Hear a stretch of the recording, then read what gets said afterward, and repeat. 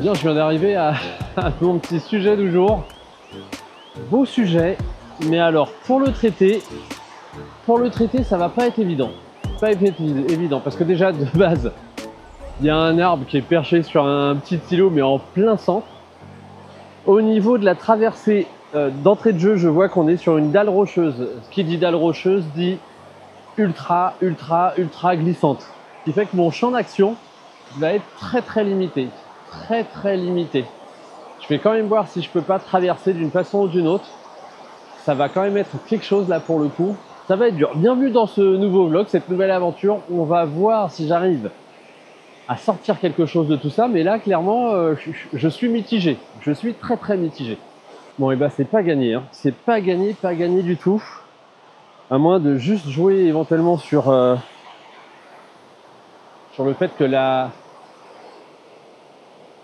cascade soit pas forcément l'élément principal, mais plutôt un élément parmi d'autres éléments avec quelque part une belle composition. Donc potentiellement essayer de trouver un premier plan intéressant, jouer sur les lumières. Là je dois dire que je suis mitigé. Autant il y a des sujets quand on arrive dessus c'est vraiment gagné. Voilà, on a tout ce qui s'aligne, le sujet, la compo, elle s'impose à nous parce qu'on est très confort avec. Mais alors là, là c'est pas gagné. C'est pas gagné du tout. Du tout. Et alors pour traverser, je vais poser mon sac avant de faire des bêtises moi. Donc pour traverser, j'ai un gros doute parce que comme je le disais, c'est une dalle. C'est une dalle et les dalles, ça glisse. Surtout quand il y a de l'eau dessus. Ah, pas trop. Pas trop. Je m'attendais à pire. Étonnamment. Alors. Ah là, on a un super bel arbre là. Là, lui, là, hop, ici, il est magnifique en termes de mousse, en termes de forme, en termes de racines, il est splendide. Je suis pas sûr que vous arriviez à le voir, mais vraiment, il est boursouflé à souhait. En débord, ah, ça c'est joli. Ça, c'est joli. Sincèrement, si je regarde là-bas, hop, on a la cascade en fond. On a potentiellement aussi l'arbre là qui est juste devant. Il faudrait que je vois pour une compo. Oh la vache, ouais, alors là c'est poisseux de chez poisseux. Ah bon, aïe, j'ai le pied mouillé. Mais je me dis, quitte à être mouillé, autant profiter de ça. Je vais voir. Je vais essayer de me trouver un angle un petit peu plus haut et éviter de glisser. Et bien si la cascade n'est pas accessible, j'ai potentiellement un très beau sujet en face de moi. Donc c'est l'arbre qui est juste là, ici. Il pourrait y avoir une belle ambiance parce qu'on a l'arrière-plan qui est très lumineux, on a l'arbre un petit peu en contre-jour, on a l'avant-plan qui est un petit peu sombre, on a une lumière qui vient de la droite. En fait, il est possible qu'au final, mon sujet, ce soit pas la cascade, mais ça soit cet arbre. Parce que là, clairement, je suis quand même pas à l'aise à aller dans l'eau. L'idée de glisser. Après, si je continue à me pourrir les pieds comme je suis en train de me les pourrir dans l'espèce de feuilles en décomposition qui sont très poisseuses, je me dis je ferai peut-être une traversée sans l'appareil photo pour voir si ça tient. Mais déjà, je vais me concentrer sur ce qui est faisable, on va dire en toute sécurité, parce que avant tout, c'est la sécurité qui compte. Et ensuite, ça sera le petit bonus, le petit extra, et bien je verrai pour voir si je peux me mettre à l'eau ou pas. Mais déjà, je vais venir me poser là, ça pourrait le faire. Voilà.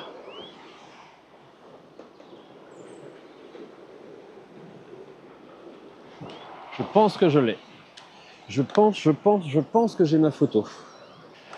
Alors le gros avantage qu'il y a, c'est que là pour le coup, le débit donne pas beaucoup d'écume, ce qui fait qu'on a quelques points lumineux, quelques écumes blanches, mais ça pourrait rendre des petites lignes un petit peu graphiques très intéressantes en faisant une pause pas si courte que ça. Je vais faire des essais. Déjà de base, je pense que je vais être à un dixième de seconde. Ensuite, je vais descendre à 0,4 secondes, 1 seconde. Et grâce à ça, je vais un petit peu voir au niveau graphique qu'est-ce qui est le plus intéressant, dans le sens où il faut que ça apporte quelque chose, mais que c'est pas mon sujet principal. Donc dans l'idée, il ne faut pas que ça prenne tout l'intérêt du spectateur lorsque le spectateur justement va regarder la photo. Hop, une petite pause pour vous dire que vous avez encore la possibilité d'acheter mon calendrier 2025 comportant 12 images issues de mes dernières aventures photographiques. Vous trouverez un lien dans la description un petit peu plus bas. Allez, on reprend. Alors, petite technique pour éviter de poser tout le matériel et de se prendre la tête ensuite à l'enlever si ça fait pas, ça marche pas. Je prends généralement, voilà, quand j'utilise un porte-filtre, je regarde quand même avant tout, déjà sur un simple montage comme ça de mon objectif avec un filtre polarisant, voir un petit peu ce que ça pourrait venir donner en termes de contraste. Ça me permettrait potentiellement de venir un petit peu remodeler le haut de mon image et en fait d'accentuer le point lumineux au niveau de la branche du bas. Voilà, alors je viens de mettre le porte-filtre avec le polarisant à l'intérieur, le filtre dégradé. Je vais donc maintenant pouvoir prendre la photo. Ce que je vais faire, c'est que je vais vous montrer la photo sans le filtre dégradé, celle prise avec le filtre dégradé, et laisse tout simplement comparer et me dire un petit peu plus bas dans les commentaires ce que vous pensez de tout ça.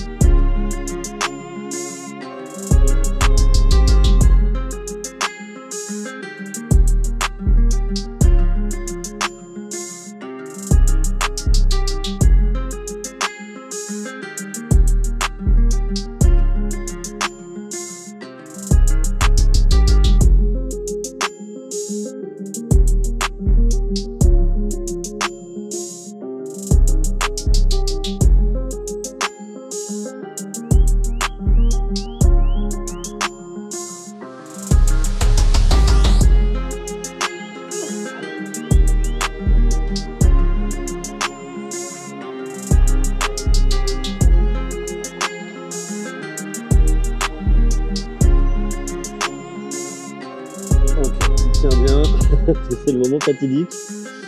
C'est le moment fatidique. Je vais redresser mon appareil. Voilà. Hop, bon, je pense que je suis bon. Comme vous avez pu le voir, ça demande un certain temps pour tout simplement installer en toute sécurité son appareil photo. Fait d'inverser la colonne, de sécuriser la colonne grâce à ce petit embout ici, qui va permettre, même si la colonne descend, on va dire de rester bloqué, c'est-à-dire de ne pas sortir de la base du trépied. Inversement, même si l'appareil est trop bas, on va dire que c'est pas lui qui va arrêter parce qu'il est en fin de butée, donc l'appareil là, s'il descendait, il risquerait quand même de toucher le sol, donc il faut faire très attention. L'autre chose où il faut faire aussi très attention, c'est lorsque vous rajoutez votre porte-filtre et votre filtre quand vous êtes inversé. Sécurisez bien les choses, prenez bien le temps de faire en sorte d'être sûr que c'est tout simplement que c'est bien fixé. Voilà, je fais ma prise de vue, je vous présente ensuite le résultat de tout ça et n'hésitez pas une fois de plus à me dire ce que vous en pensez dans les commentaires, la photo 1, 2, 3, 4, voilà ce que vous préférez.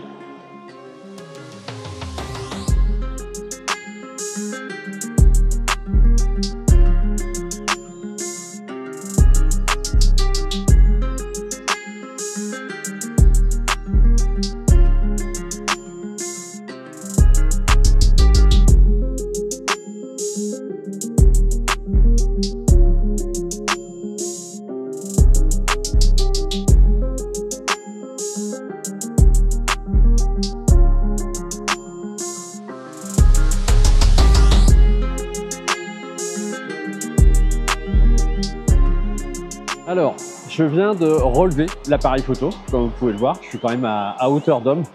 Et là, dans le principe, au lieu d'avoir un dégradé qui vient du haut vers le bas, voilà, qui s'atténue vers le bas, j'ai complètement inversé le dégradé, c'est-à-dire qu'il va venir me foncer la base de ma photo, tout simplement. Et par contre, j'ai gardé le haut très lumineux. Et ce que je trouve très intéressant, parce que en post-production, ça va vraiment me permettre d'avoir potentiellement une espèce de cône lumineux un peu féerique. Donc comme quoi, le fait de bouger, de se remettre en question, de traficoter un petit peu son filtre, ça permet tout de suite, et bien avant la post-production, de voir comment on va placer ces lumières, comment on va jouer avec. Donc quelque part, sur le moment, l'intérêt des porte-filtres, c'est que ça va vous permettre tout de suite de modeler un petit peu la luminosité de votre image grâce à des filtres dégradés, des filtres ND et le filtre polarisant. Vous pouvez le faire aussi en post-production, mais la différence, c'est qu'en moins, sur le moment, lorsque vous êtes sur le terrain, ben, ça peut clairement vous inspirer d'entrée de jeu une prise de vue par rapport à la luminosité que instantanément vous êtes capable de créer et de voir. Voilà, ça aussi, c'est l'intérêt des porte-filtres. Après, l'inconvénient des porte-filtres, l'espace que ça peut prendre dans un sac, le fait de devoir prendre du temps pour l'installer, certes, mais lorsqu'on est en train de créer une image et qu'on prend le temps de créer cette image-là, et ben là, ça prend tout son sens, justement, à mon sens.